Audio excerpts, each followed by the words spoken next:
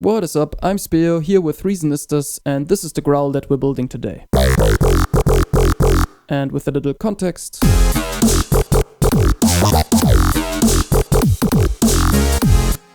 and we'll be once again using Expanse to make it happen. So first up, pull up a fresh Expanse unit and do the basic setup. So we'll bring down the attack on the amp env to 0, we'll bring up the sustain all the way, reduce the release to 0, we'll bring down the polyphony to 1, and we'll set the octave of oscillator 1 to -2, so we have a nice bass range.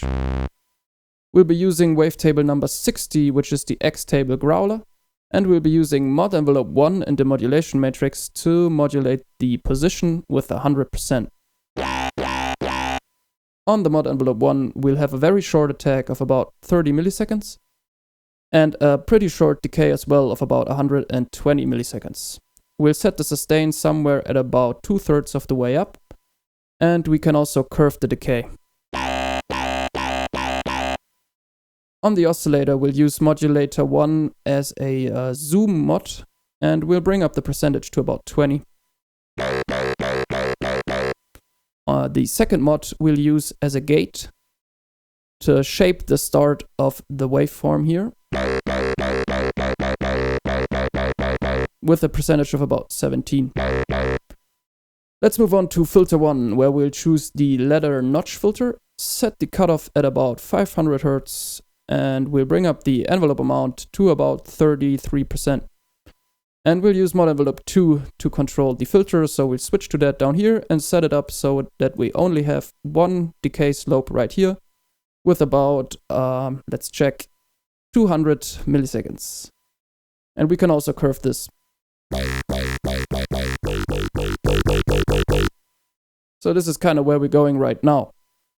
And now that this is set up on the Expanse itself, we can do some post-processing and make it sound just a little more sparkly. So we'll bring up an equalizer to get rid of some of the problem frequencies at about 300 Hz.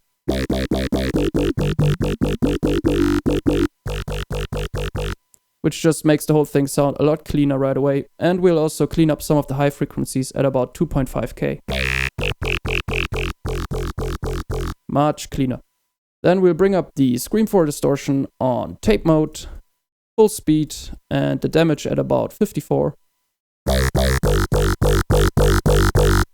And we're pretty much done. All that's missing is a little reverb so that we have this illusion of space and a bit more of a stereo width to this sound.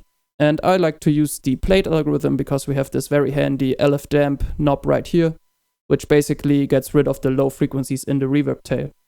But we'll use very low settings for dry, wet, and decay, as usual, just to fill this out a little bit. And we're already done. So let's pull up the notes from the sequencer and see what we got. We can also set the bend amount to 12, so a full octave, and modulate the pitch bend. So we have a nice little slide right here. And let's check it out.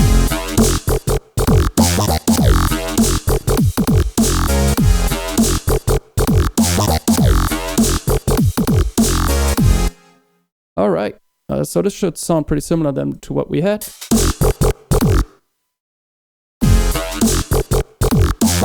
So here's how you build this kind of snappy growl that I like to use a lot in these heavier glitch hop tracks, but you can use it in any genre you like. Maybe not ambient, but well, whatevs. Have a good one of whatever you're having, guys, and I'll see you in the next one.